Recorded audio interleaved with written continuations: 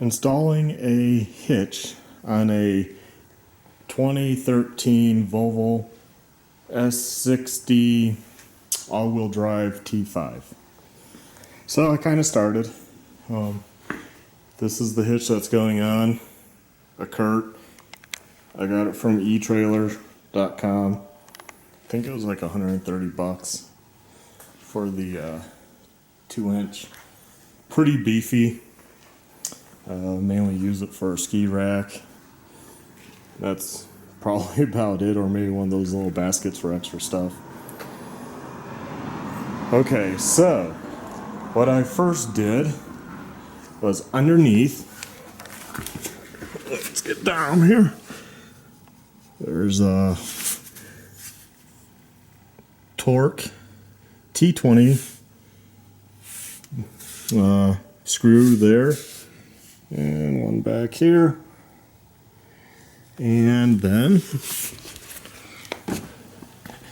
you got 5 of these guys, which was also a Torque T20, and there, from right there. And I just figured out this part. It clips in, so literally pull away from the car and it unclips. So we'll go do this side on camera. So I already have the screws out, so just pull, and there we go. There's also backup. This car is loaded. It has the backup sensors. See, one there, one there, one up here, one over here. It says disconnect that, but they did a really good job routing the wire. These two you can get to by flexing this piece, but the wire is zip tied along the inside of this. So kind of a pain in the butt. So I want to see if I can first just take this off the facade, or at least down. And you know what? If it comes down, I might not even need to completely remove it. I guess it depends how much wire's in there. Otherwise, I guess I'm cutting a lot of zip ties. So that's it for now. Okay, I'm back. So I got it off. Literally, I put down the camera, pulled, came off. It clips in around the taillight. So you're gonna pull. At the one side, I came over here, and this side just also came down with a little force. Luckily, I have a big piece of foam, so it landed on that. You might actually want to put a blanket or something so you don't scratch your bumper up, which could be a possibility. But there is enough wire. So I don't think, you can see, here's a sensor, it runs this way. It all comes from one side. Good, very good planning. I'm just gonna leave it connected. I undid those earlier trying to, but you can see, zip tied, zip tied, zip tied. I mean, you would have to cut all those. And then, you know, I'm anal. Zip tie them all back. I have zip ties, but it's just more of a pain in the butt. So here we go. It comes around. Oh look, connector. I didn't even notice it. So looks like you can take off, disconnect it right here, and then pull it away. So I guess I'll do that. Next step is going to be, after I might just swing this to the side. I don't think it's going to be in the way. You have to remove this piece. So, boom, there, and there. And on that side, remove that, then bolt the hitch up. Or put the hitch up along with the new bolts, and there you have it. And so, then the only part I would have to do, which is probably use use something to cut the heat shield on the exhaust, a notch out, and you got a notch out in the middle here. They give you all the measurements and stuff. So you notch out, I think it's like 2.5 inch, something like that. Space. Probably cut this and just bend the heat shield, and that'll be it. Pretty simple. Now, they said this could take 3 hours for an amateur. You literally would need to not know how to even work a wrench. So I'll be back with the update as I go. So I'm back again.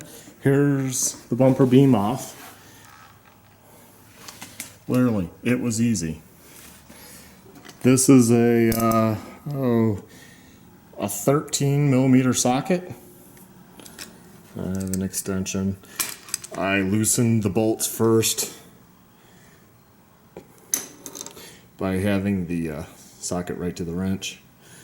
Then use the long socket to easily be away from the bumper just to keep spinning.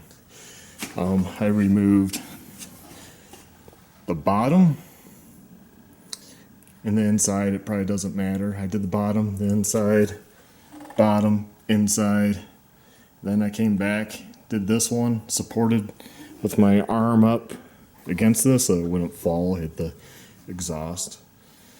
And then came over here and supported with my body leaning against it.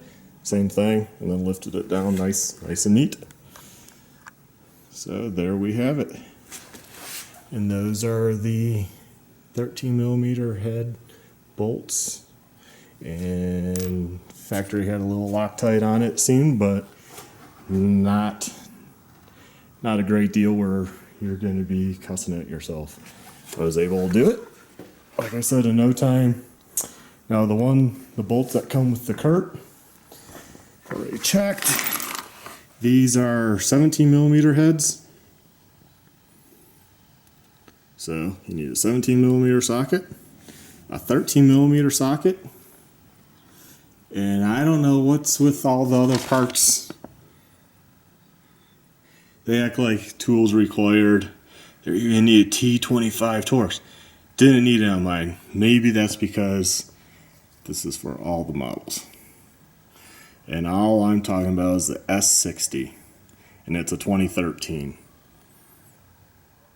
So, and the rotary tool is to, trim the bottom of the bumper and or the heat shield on the exhaust, which it doesn't even mention. So let's see, they might have changed that design since they designed this.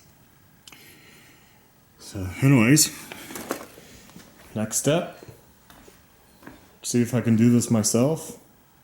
I do have the aid of a motorcycle jack if I need to, balance everything to get up to the height being by myself. This is probably where if you have an extra set of hands, grab those extra set of hands. Not a hard task, but that hitch is heavy.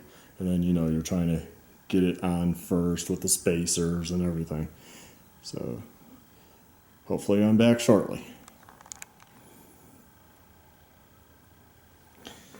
So you can see, I use my motorcycle jack to help support all that because I don't have the extra set of hands. Got all the bolts in, just loose. They're not tightened yet. I'm gonna put on, I think I still have some blue Loctite left. If not, I have red Loctite. I don't plan to take this off. Direction says periodically with this type of hitch, check, make sure the bolts are not loose. Okay, let's be realistic. Who's gonna really check once you get the bumper fascia back on? No one is going to probably ever check. So I'm just gonna, if I have blue Loctite, I'll put that on. That's medium strength. Red Loctite is for stuff you don't want to come off. We plan on this car for at least 10 years, if not more. So I don't really care if it comes off or not.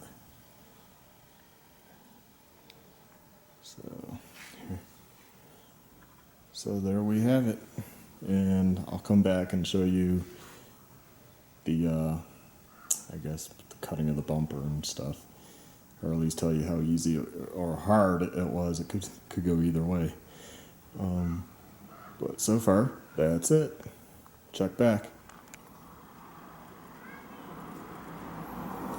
Well, here's the Curt hitch that I ordered from eTrailers.com. Put on. As you can see, I got the bumper facade back on. And I'll step back. So that's what it looks like from the rear. That's a 2-inch receiver. I'll hold that back together. All without having to take off the bumper sensors. And here we go. Here's the hitch. Let's see if I can get a... Now, when I put it on, it pretty much molded, bent that muffler heat shield around it. You can see where... Oops, there it is. Where I cut out a piece of plastic. Oh, I still have those 2 bolts to put on. But anyways, that's a hitch and how you install it on a Volvo S60.